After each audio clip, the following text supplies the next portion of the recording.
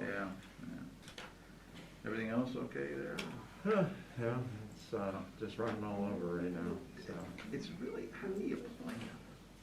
Not right now, I'll be honest with you. Because, I mean, we had a historical society last night. We were thinking, because we closed down. Yep. And we don't even know, Christmas, spring next year. We got, I mean, it's just like crazy. You don't know what to do.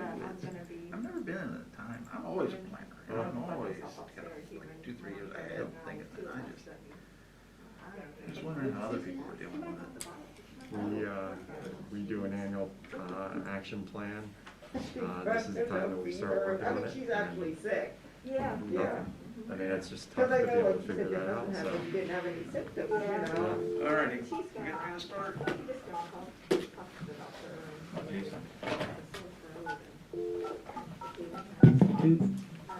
Do we have any indication of how many visitors went out? There are like 15 cases or something. There's a surge going on right now.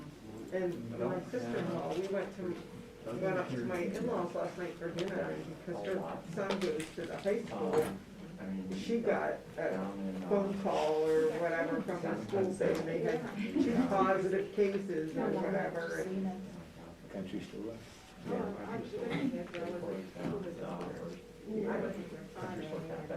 Couple of clubs. Yeah. Yeah, you've got some clubs, but there hasn't been anybody everybody else at the Apple. Before that. Straight down. I think at 4 o'clock it got So. The heat turned on for like 30 seconds Which is good. yesterday. I felt that. Yeah, for about 30 seconds.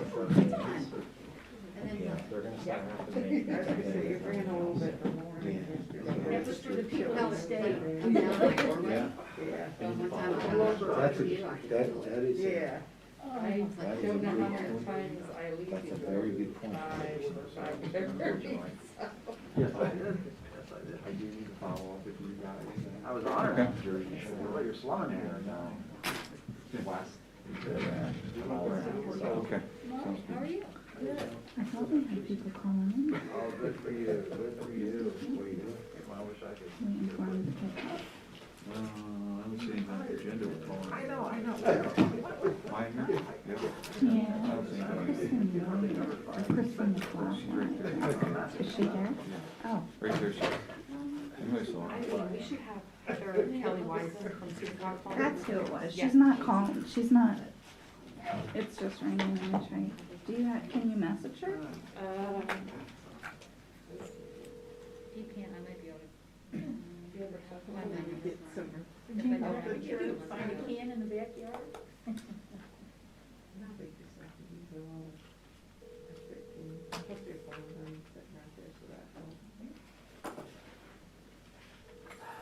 But I still need health insurance, like, Today we were talking, depending on what that is, which, That's if anything, it So will she stay the may same, come I up think, with because I already billed in, I think, 8% more than I had in there last year, which this year was a good year. So probably, yeah, maybe a little. We ask you to please rise for the opening prayer and the Pledge of Allegiance.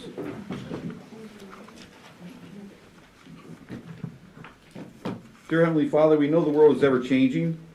Currently the trees are ablaze with vibrant colors. The seasons change, but you never do. We seek your clarity and peace. You have taught us the more we seek you and your counsel, the more we will find you. We are full of distorted thoughts that plague us. Cover us with your love and guide us. You tell us in Psalms, I lay down and sleep. I wake again because the Lord sustains us.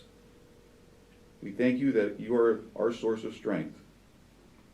Lord, as we conduct the business of our constituents, guide us with your wisdom that our decisions are your will and not our own. As the leaves fall, we are reminded that no two leaves are alike. We are part of creation, that we are all different and have beauty and purpose in so many varieties. May we recognize those talents and beauty daily and make our community stronger and more peaceful. We pray for our schools as they begin to return to a 5-day work week. Protect the students, teachers, and staff from this invisible enemy that continues to wreak havoc. We pray for the 8 million people nationally that have been thrusted into poverty from this virus. Help our nation recover to rebound stronger than ever. Now we ask for your blessing on our meeting. We pray these things in your name. Amen. Allegiance to the flag of the United States of America, and to the republic for which it stands, one nation, under God, indivisible, with liberty and justice for all.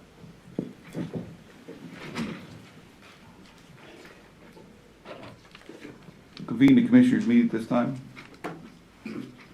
Ask for a vote on the previous meeting. I'll move to approve the minutes of the previous meeting. I'll second. All in favor, say aye. Aye. We have bid openings today. 1 second. Cliff? Public comment on agenda items only. Okay. Hearing none? Okay. Okay. Heather's here today with bid openings for the engineering services levy project. Morning, Where do you have Commissioners. Morning. We had 6 businesses that applied for the engineering services. The first one we have is GAI Consultants.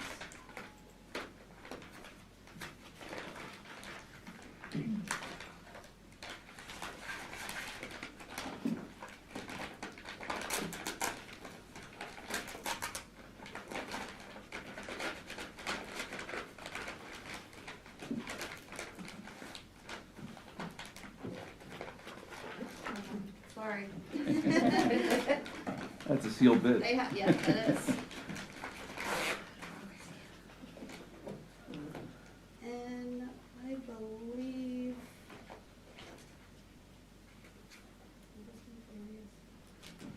It should be hourly rates.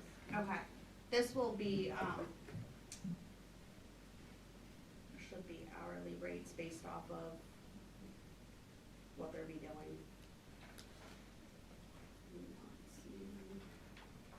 And there is no bid bonds with these. Yeah, I'm not seeing.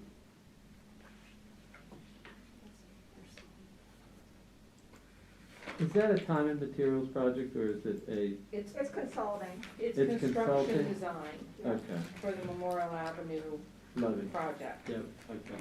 And they'll all be menued because there may be different options Yep. for us to review and the city to review for the They'll be, project. they could be providing alternates. Yeah. Right.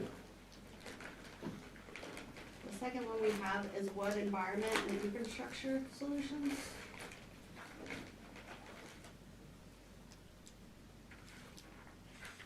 And the same thing with them, obviously, they have Okay. the different hourly rates.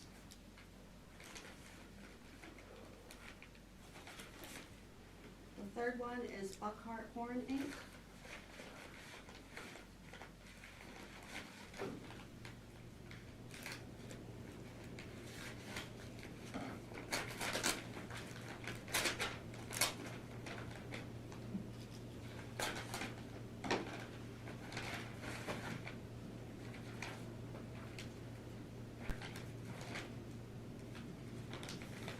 Fourth one we have is Greenman Peterson Inc.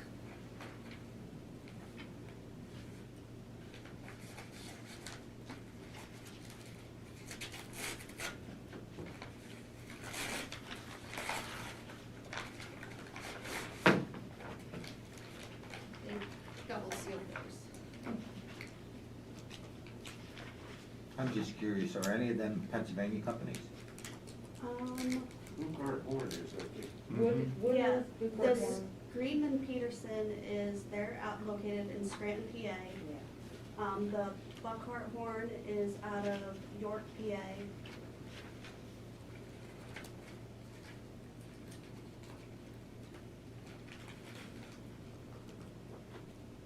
No, the first GAI Consultants, they're out of Homestead, PA. So far they're all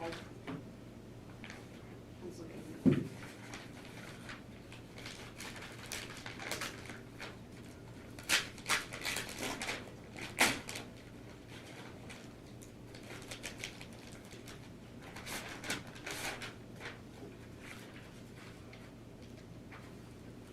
And then the fifth one is CES Engineering, and they're out of Huntington, PA.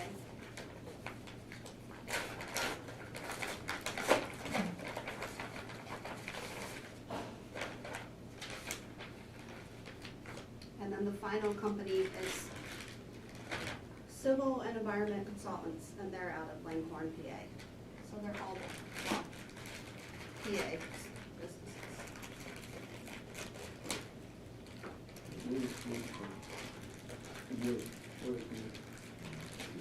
Where is Wood based out of? Wood has offices all over the place. Do you know where their headquarters is or where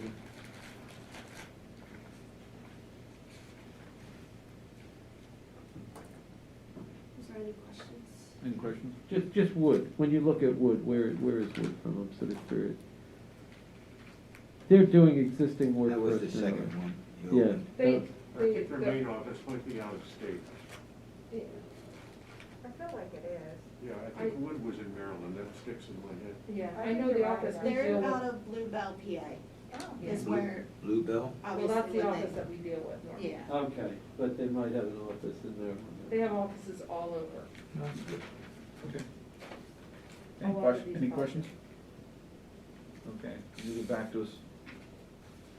Heather, can you get back to us on the bid amounts and the hourly? Okay. Thank you.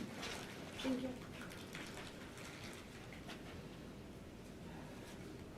Move on to personnel actions with Roxanne Greco. Morning, Roxanne. Good morning, Commissioners. In Voter Services, we have Leanne Rao, part-time, new position, clerk 3, pay grade 4, $12.96 an hour, not to exceed 1,000 hours annually, effective October 21st, 2020. In the Department of Public Safety Communications, Stephen E. Elliott as a full-time replacement telecommunicator 1 without experience, pay grade 6, $16.59 an hour, effective November 9th, 2020. And in the prison, Kayla Ann Nouse as a full-time replacement CO female relief, pay grade CO1, $17.23 hourly, effective November 2nd, 2020. Okay, so two of these are replacement positions, and then the third one is a part-time new position for voter registration. And as a result of what they're going through across the street with Act 77, staff is working, as highlighted in Web Weekly article, their staff over there has been working 80 hours a week plus, coming on weekends to try to keep up with the demand of the mail-in votes and everything that's going on. They've gone from, last year they had 13,000 phone calls overall, 9,000 phone calls overall for the year. So far this year, they've had 13,000 phone calls. So they're just answering the phones and not even getting their work done. So we do encourage the community to try to use the website, because most of the questions that the community has is on the website.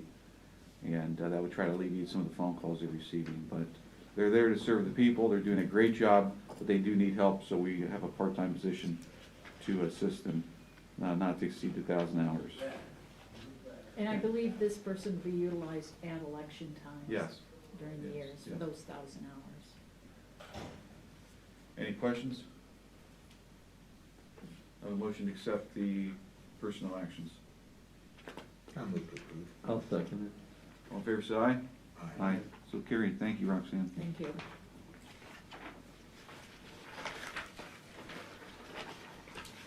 On Thursday, we have 2 proclamations: Accounts Payable Recognition Week and Infant Loss Awareness. And then the next 2 informational items Maya Toon is going to present. Morning, Commissioners. Morning, Maya. The first one is we kind of going to be going out for an RFP for local Lycoming County Small Local Bridge Inspection Program. That's to perform consulting engineering services for routine inspection of 110 small bridges within the county. Okay. The second one is actually for the construction of the cutoff wall for the levee project. We are looking for an invitation to bid on that. Okay, thank you. And then informational item 4.4, Beth Johnson has an announcement. Morning, Beth. Good morning, Commissioners. I'm here this morning to announce that the county will be presenting for public display a draft copy of the 2021 Lycoming County budget at this Thursday's public meeting, 10 o'clock. At that time, it'll be available on the county website, along with hard copies in several county departments, which will be announced Thursday as well. The Commissioners have scheduled a town hall meeting on Monday, October 26th, this coming Monday, for public comment and discussion. It will be held in the Commissioners' boardroom in the Executive Plaza, right here, from 6 to 7:30. And the Commissioners will also be accepting public comment at the regularly scheduled public meeting on Thursday, November 12th at 10 a.m. And we will have a PowerPoint presentation and handouts for Thursday. I think we're gonna try to have that available by Zoom, right? We decided we're Yeah. gonna, so that if people can't make it to the meeting for health reasons or otherwise, they can come, they can attend via Zoom. And obviously, we'll do COVID-19 protocols at the meeting. In other words, people will be asked to wear masks and sit 6 feet apart and so forth. Okay, I want to thank all the department heads and everybody, our director, commissioners, everybody for working diligently on the budget. We'll talk about it Thursday in detail. One thing we've done this year is we've condensed our budget meetings that we used to last for 6 weeks that were held over the summer. We condensed them into a 3-week period starting in September and try to be more streamlined, more efficient that way. We've moved up the budget process. We're going to announce it here at the end of October, get more input from the public, and moving forward, try to be more efficient in those ways. So thank you to your department, all the other departments that have worked diligently on the budget in a shorter time frame and getting things done. So thank Well, you. kudos to you, Commissioners, as well, because that was a tough schedule Yep. to maintain when you have so much other going on. Yep. So thank you as well. Thank you. Okay, action items, we'll start 5.1, Maya 2.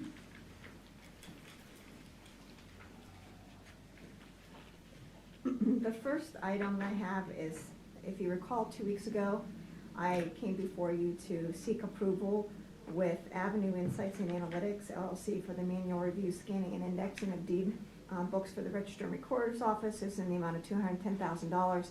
This was a COVID-approved request the commissioners had approved for the Register and Recorder's Office, but it was contingent upon determining whether that vendor was on state contract.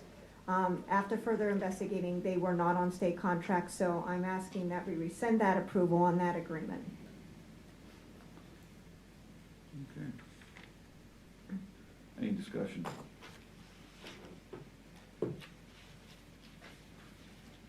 By the way, what are the implications of not being on the state contract? Because it's a COVID grant and it's part of the county relief block grant funding that we received, the requirement is it has to follow our procurement code. So if they are not on state contract, we would be required to bid it out, and unfortunately, that does not allow us the ample amount of time to complete the project within the grant term.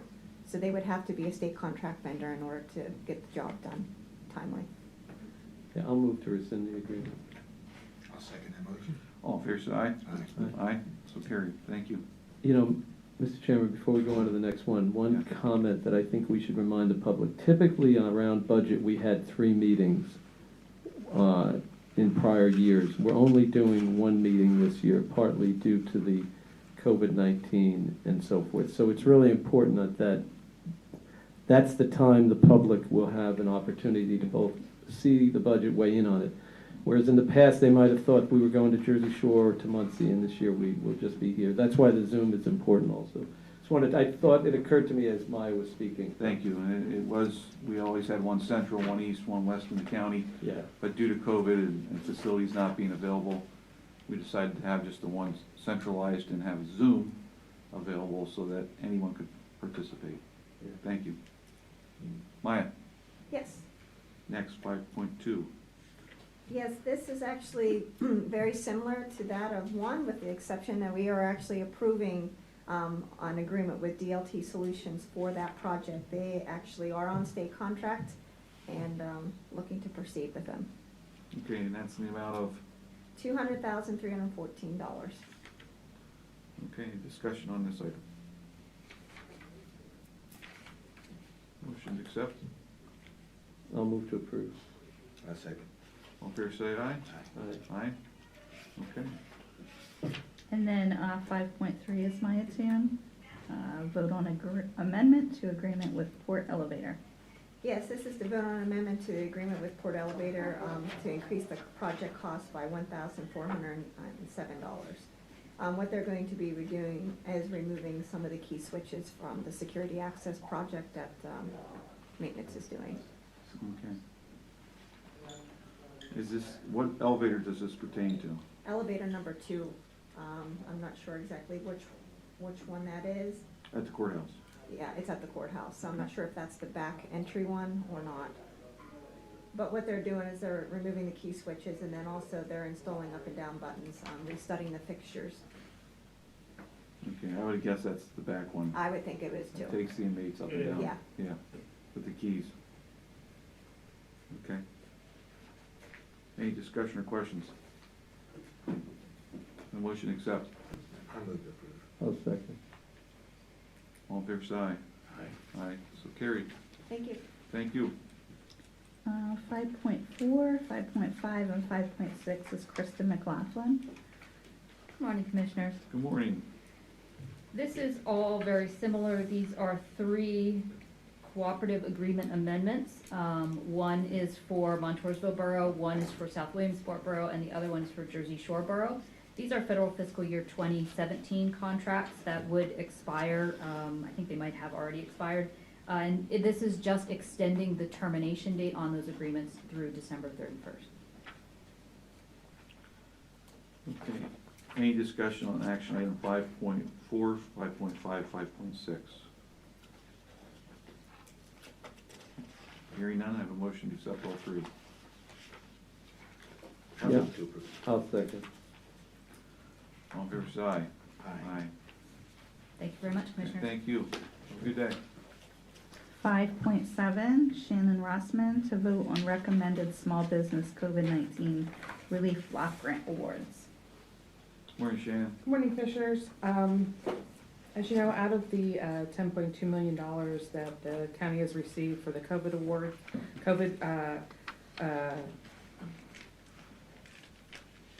expenses, the commissioners had agreed to allocate $1.5 million, initially $1 million to small businesses. And during the process and realizing that we received well over, I think, $3 to $4 million of requests, the commissioners had upped that to $1.5 million for small business grant awards.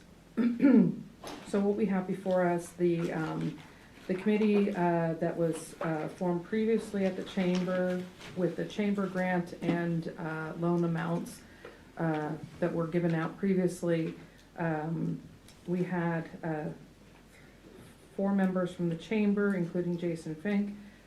We had Matt Mcdermott, we had myself, and Kristen Moyer from CEDACOG review all of the 168 small business applications for grants.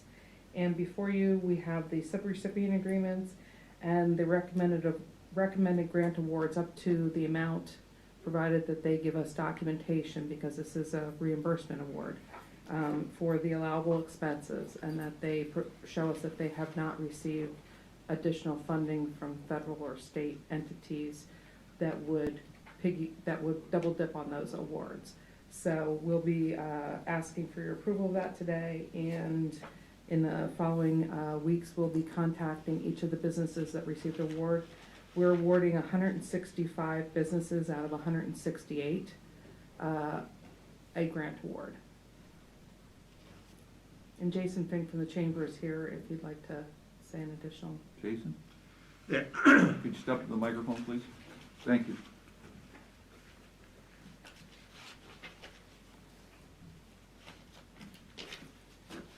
Thank you, Commissioners, and we want to really thank you all for making these funds available.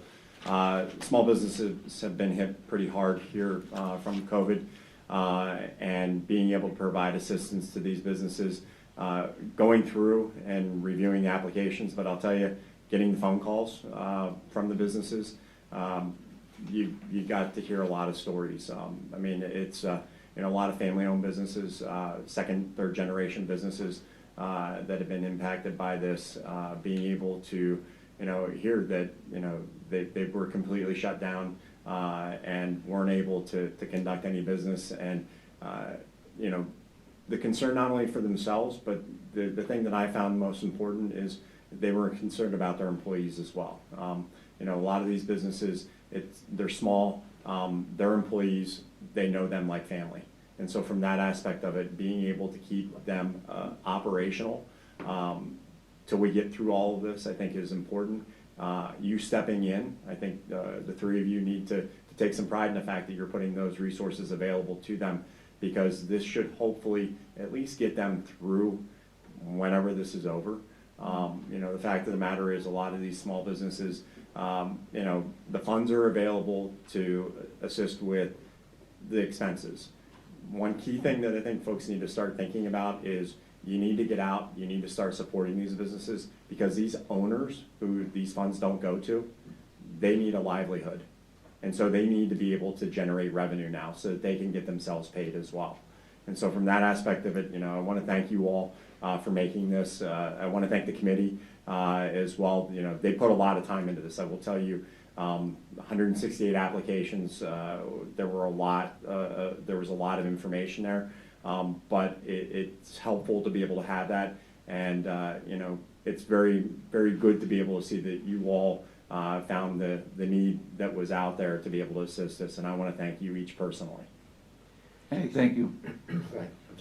Okay. Quick question, Jason. Clarify for the public, the definition of small business here was revenue under $3 million? It was revenue under $3 million, and one of the, I think, a lot of people don't realize, technically by SBA standards, a small business is a business that is less than, I believe, $10 million. I think it's 500 million. Well, excuse me, you're right. Actually, it's 500 million, and it's Right. 500 employees. Right. So Right. from that aspect of it, that's a large business in our community. I think that the public, if they can put this in context, if you were an employee, you might have been retained on the payroll through the PPP program, or you might have been eligible for unemployment and for extended unemployment. For people who own a small business, they're not eligible for them. They don't collect unemployment, right, because they're self-employed individuals. So our ability to get assistance to them helps them just the way these other programs helped working families, and ultimately, obviously, in the end, to the extent that we keep our small businesses going, we keep the jobs intact. But I think what you said is very important. So you have to understand, if a family has a small business and they employ 3 or 4 of their family members, it's all the ability to keep families intact too. Yep. I want to thank you folks over there at the chamber for taking the lead with us on this. I know we had 2 of our folks doing it, but it took a lot of time, I'm sure, to go through the detailed applications, and I just want to thank you all for doing that. So to put this in perspective, nationally, small businesses make up about 55% of America. In Pennsylvania, 70% of small businesses make up our economy. And so they're the backbone of our community, and it's vital to keep them open. I want to thank the chamber, the committee, planning, fiscal, purchasing, everybody, CEDACOG, everybody's been involved in this process, and the committee, it's over and above their normal work, and it's a lot of work, but it's worth it because it keeps our businesses going. I said in our prayer, we have 8 million people that have been thrusted into poverty. That's because this virus has taken away their jobs. And those jobs, many of them may not come back, which is sad. So it's so important that we have our people employed, and the small businesses, the mom and pop operations are the ones that do it. And Jason, you hit it on the head. We need to get out there and support them. Whether it's getting takeout, if you don't want to sit in the restaurant, go get takeout. The small hardware stores, whatever it is, whatever those small businesses are, you know, stop in. And if you're going to purchase something from a big box store, maybe a few times go to small stores and help our community, because those are your neighbors. Those are the ones working at those stores. So we encourage you to do that.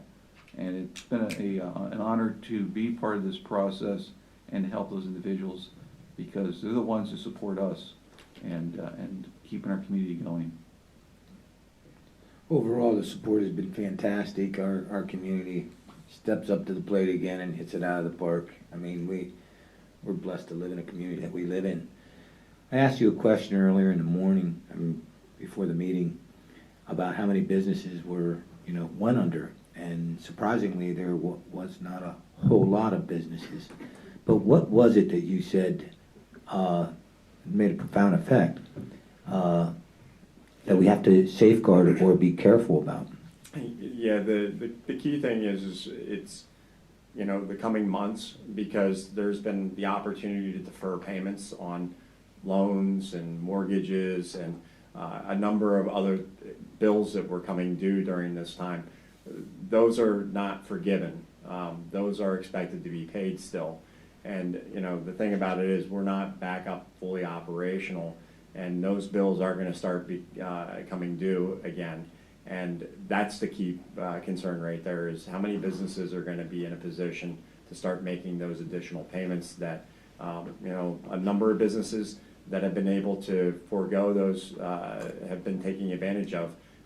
Now, you know, and in the coming months, they're going to start having to pay for that type of stuff, and that's the concern. And I think the key thing, though, is, you know, you look at what you were able to do with this. There was some thought into this, you know, and I credit Shannon and her team being able to work with this and being able to get this so that it goes through December. You know, that it wasn't just back payments or back expenses. It's also those that will come through the end of the year. So I think that's also important to note, is at least this will provide some businesses the ability to start making payments for things that are going to be coming due. You know, people who have small businesses which have PPP loans should check with their banks, because the applications are out for basically forgiveness of those depending on how much your loan is, okay? So if your loan is under a certain amount of money, you can actually file an application with SBA to have an automatic deferral. It's important to check with your bank and get the documents filed before the end of October. I think actually the deadline is before the end of October. So yeah, and it's actually any business that received the PPP of $50,000 or less. Right. So we should get that. You know, and just one note, and we've talked about this before, but I'm not a big buyer online for all sorts of reasons. But I think that people have to understand that when you buy something online, property taxes don't get paid on that item. So all the things that we enjoy as a result of our property taxes, whether it's our school district or whether it's our roads, our city, our police, our sheriff, our courts, everything, it's out the window. So what does it mean? It means that the burden for those services goes on a smaller and smaller group of entities. And so, look, if you need to buy something online because you can't get it locally, that's one thing. But if you can get it locally, even in the COVID, you should really buy locally. And you should buy from a brick and mortar store, because eventually those brick and mortar stores are going to close. The people who rent the spaces to them are going to close them. And the properties either become, you know, they then file an appeal because there's no income coming in, so they get a lower property tax. It's just something we have to be aware of. I see young people especially buying so much online, and I just don't think they understand the connection between their kids. Especially you're 22 years old and you're thinking of having children. You want that child to go to a school. You know, so anyway, you raised that, and I just think it's important. You've hit something that's near and dear to me, and I've been talking about that for a while, is the fact that Amazon does not need our help. Yeah. You know, the fact of the matter is, folks, you know, buy your dog food at a local grocery store or, you know, someplace locally. You don't need to buy dog food from Amazon. there are people that I know that buy dog food from Amazon. And I didn't want to name any companies just as being, but you raise an interesting point. I mean, here's the other thing. For a long time, they weren't collecting sales tax. Right. I mean, for decades, the goal was to stimulate the internet business and development of the internet. So they absolved them of sales tax. So that meant if I went to buy carpet, I was automatically paying 6% more in state if I bought it. Now, it's only recently that they've passed legislation. Meanwhile, we've lost billions of dollars in revenue, and that has to come somewhere. So, yeah, thanks for calling that out. And another important factor is we don't know when this is going to be over. We live in the second most restrictive state in the nation, next to California. We have the most restrictions by our governor. And so, you know, people are still 25% capacity. So it's so important to support these businesses the best we can. And you can still, if you're worried about going to a store, you can still buy from a local business. They'll deliver it. Or they'll whether it's a load it phone in your store, car. or they'll load it in your Curbside car, pickup, all that stuff. curbside pickup, Yep, it's all exactly. set up. Right. Yep. Right. Yeah. Okay, thank you. Yep. Thank you. Thank you. I did want to mention one thing, Commissioners. The 3 businesses that we did not fund with a grant award, it wasn't anything against the businesses. It's just that the items that they were submitting for reimbursement were not eligible expenses, because this is federal funding and we have to have all of our documentation in place for the audits that will be coming after the funds are dispersed. I did want to make that clarification. Yes, thank you for clarifying that. Any other further comments on the small business COVID relief block grants? Hearing none, can I have a motion to accept? I'll move to approve. I'll second it. All in favor, say aye. Aye. Aye, so carried. Thank you. 5.8, Director McDermott. Commissioners, seeking your approval to terminate the agreement with Emergent Broadcasting Company, LLC, to program, manage, and operate and provide closed captioning services for Channel 75. Okay. Any questions or discussion on this? We just don't have funds available at this time, and maybe someday in the future. Have a motion to accept? I'll move to accept. I'll second. All in favor, say aye. Aye. And then Director McDermott also has 5.9. Yeah, Commissioners, seeking your approval on an addendum to the memorandum of understanding with Penn College of Technology. This is to add the electronic message board to the new sign design, and the addendum spells out what our responsibilities are for that portion of the sign. Okay.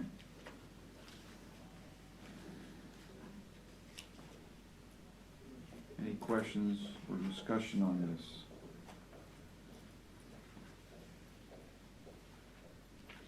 Hearing none, can I have a motion to accept? I'll move to approve. I'll second it. All in favor, say aye. Aye. Aye. So carried. Commissioners' comment. I just want to briefly, I'm going to keep it very brief.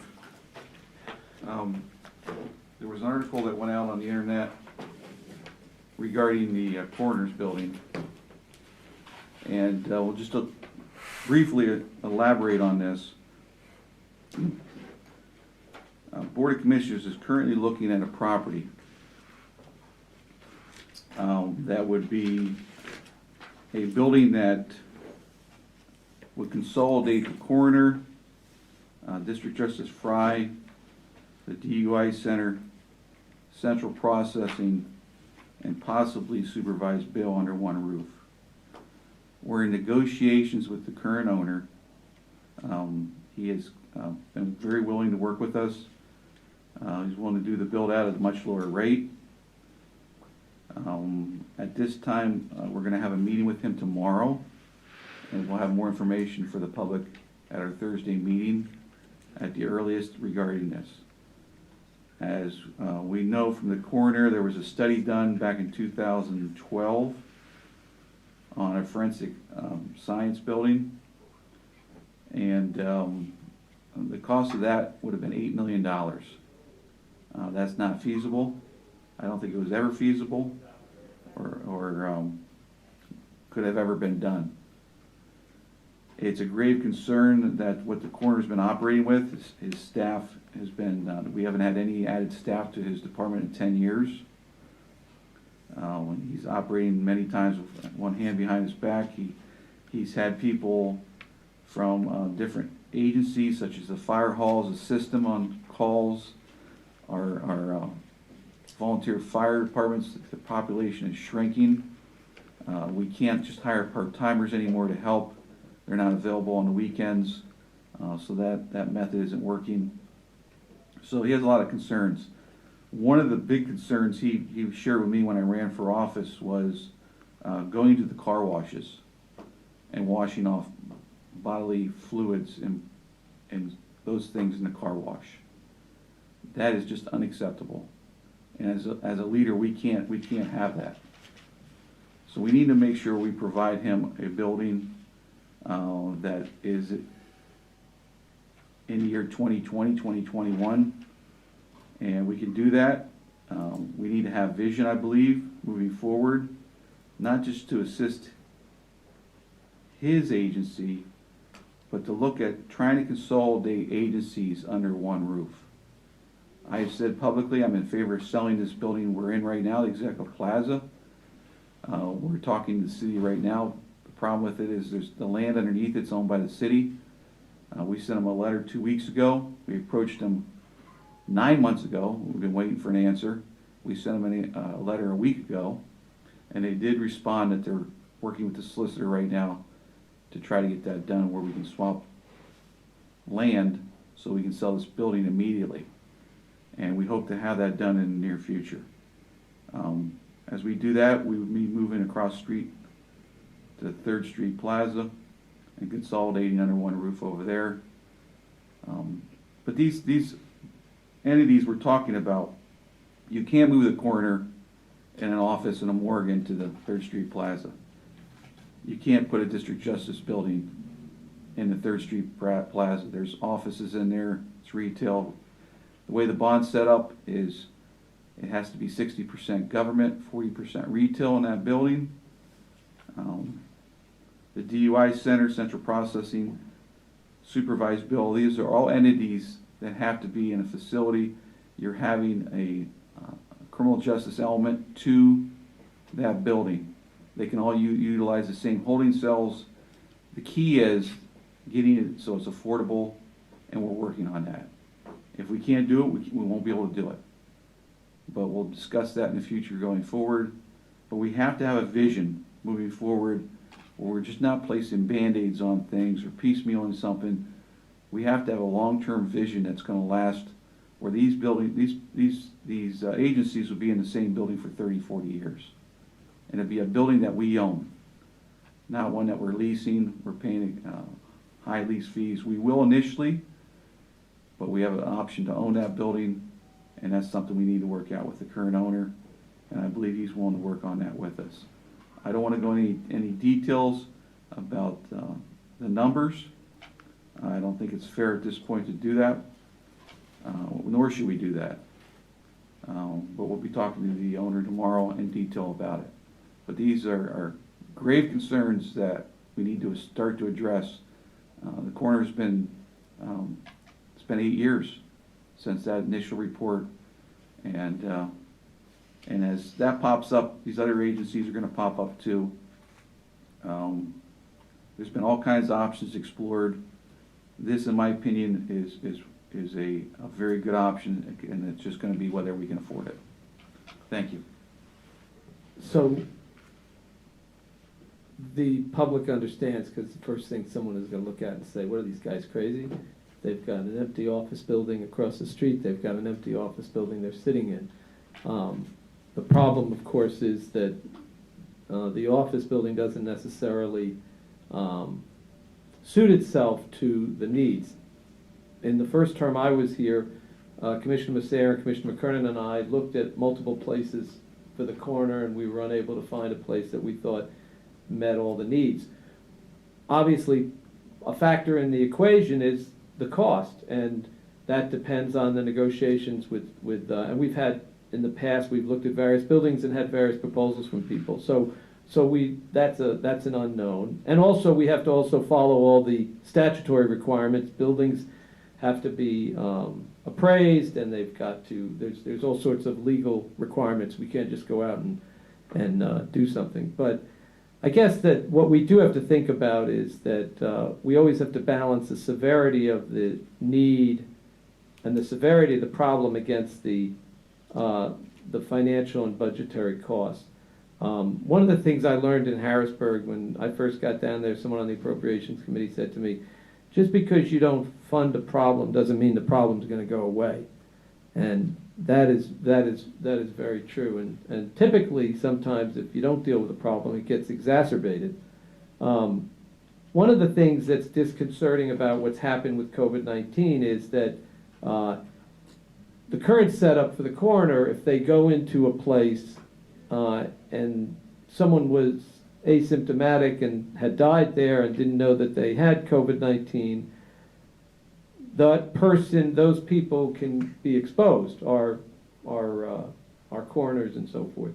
So it would seem that we need somewhere for them to be able to go and not take those, and that's not just COVID-19. I mean, if you go to a murder or there's bodily fluids, there's blood, there's all sorts of things. We need to try to find a way so that they are not transporting those things out of the scene that they're at to either their homes or to some other place. And ideally they would go to some place where they could disrobe, shower, disinfect themselves, and then so we do have some roads to go that we certainly, the three of us, need to have discussion about it, because there are concerns about the budget, and the various people making proposals to us have to understand that just because it's government doesn't mean that it's a bottomless pit of money. And so they really need to sharpen their pencils and so forth. But I just want the public to understand, and I know Commissioner Metzger realizes this, that it's not like we haven't been trying to deal with this in the last 4 and maybe even 8 years.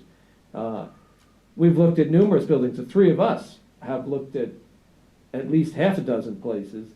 And prior to that, in the 4 years when Commissioner McKernan was here, we looked at multiple places. And, for one reason or another, they didn't work. So we'll see what happens here. And so I've often said to have an effective government, you must have constituents that are willing to participate. And that gives us a barometer on what the finger of the pulse of the people. We need that. And yesterday was a good example of people calling in and stating to support the coroner and his building. We will, I'm sure, be talking about this in detail on Thursday, so I'll reserve my comments till then. I want to go to pre-canvassing again. For some reason, the House is in an agreement that we should pre-canvass, and that pre-canvassing is when you receive your ballots, your mail-in ballots, and you can open them up, record them prior to the election day. There's arguments for and against it, but with some of the areas that have so many people to vote, I don't see where this is going to hurt. We want to bring a conclusion to our election system as fast as possible. And I think it's a good idea. The Senate, though, has an issue with it. And I think the proposal was for 3 days prior.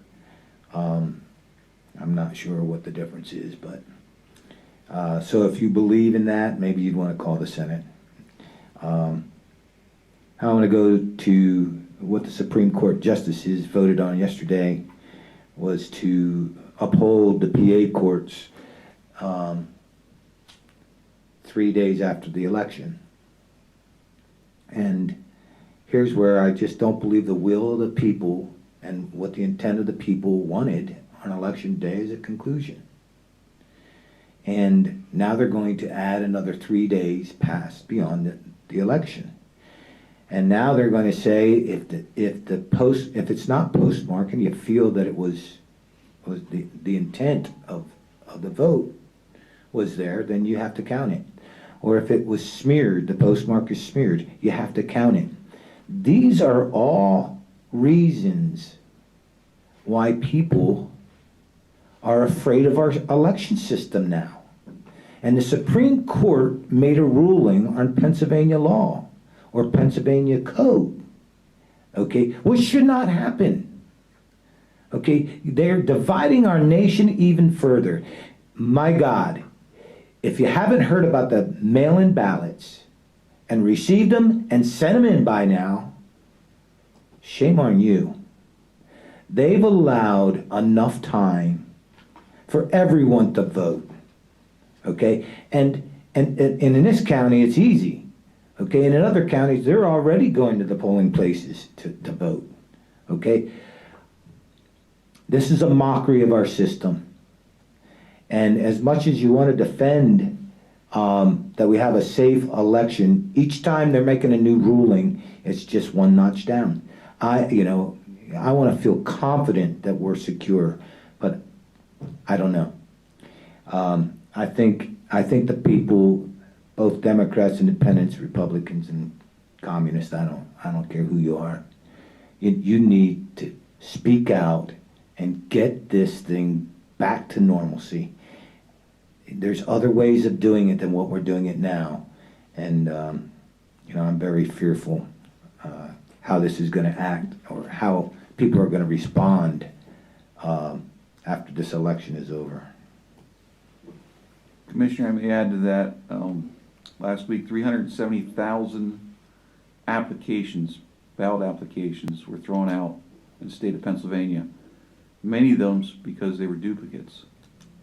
So a person would send their application in for a mail-in ballot, they were doing it 2-3 times. So you can see the problem with that. And we have an election day.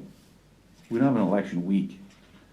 And for this to go past election day and accept ballots after election day, because they're postmarked, goes against everything that we teach people. You pay your bills on time. Things are supposed to be postmarked.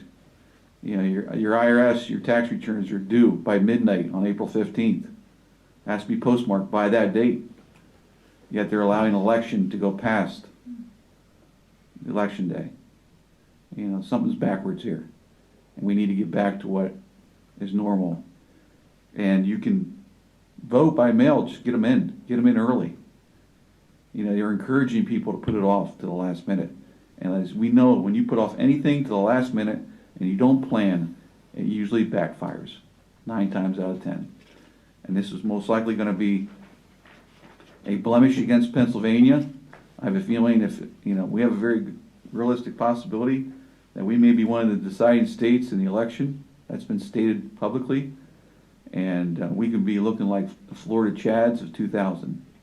And that would be an embarrassment to our state because they didn't do it the proper way. I just want to clarify because I think there's a little misunderstanding. The Pennsylvania Supreme Court ruled that you could count the ballots for 3 days after, and the solicitor can correct me if I'm wrong. The Republican petitioned the U.S. Supreme Court to reverse the state court, the Republican committee, I think, for the president.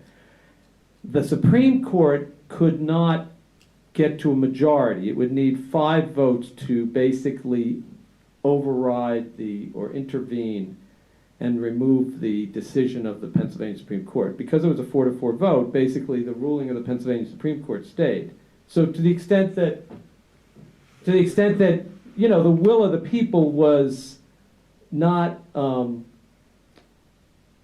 should I say, not invalidated by the U.S. Supreme Court. They couldn't get to a decision because it was a tie. But it supports President Trump's request to have the 9th Supreme Court justice on that bench. well, you're assuming that the 9th person would vote in favor of the. No. That's a little bit of an indicative. No, you assumed that I assumed that. No, I didn't assume. Yeah. Well, no. Yes, you did.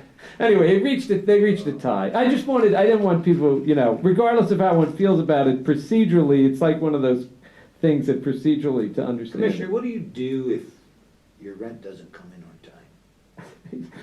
I usually You get ask penalized, them right? to, right. Maybe we should go to a half a vote. How's that? Okay. It shouldn't be regarding party lines. It should be what's fair and what's right. Yeah, well, it's not the justice's fault she died. No, it has nothing to do with it.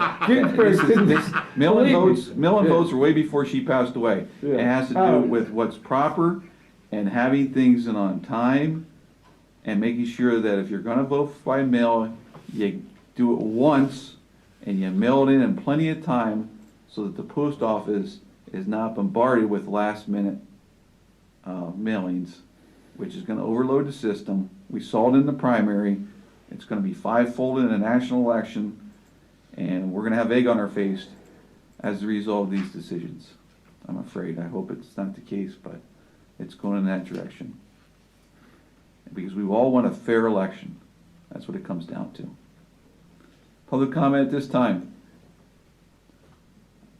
Hearing none, we are adjourned till Thursday, October 22nd. Back here in this room. Thank you. Have a good day. I think. Oops. I better be careful. She may have been there before we were allowed to, anybody was voting. That's on. Let's go back and it's off. Well, George, I wanted to give you guys an update on. Yeah, sure. Can they take your Come back to you, Steve. folders? Everything was accurate today. Yeah, we're doing